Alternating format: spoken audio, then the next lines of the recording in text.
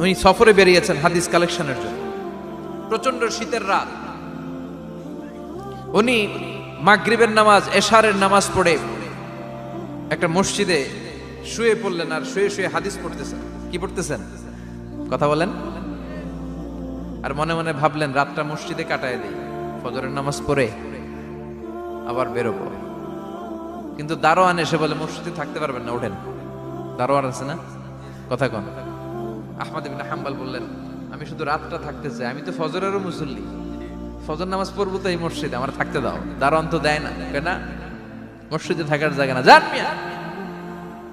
উনি যে আহমদ ইবনে হাম্বল এটা চিনে নাই, থাকতে দেয়। কি করবে এখন? উনি কাঁথা গুছিয়ে হাদিসের কিতাব নিয়ে কাঁধের মধ্যে ব্যাগ নিয়ে মসজিদ থেকে বেরোয় গেলেন। কি আর করবেন, প্রচন্ড শীত, আর কাঁপতেছেন বুড়ো মানুষ। পথিমধ্যে দেখলেন বাজার,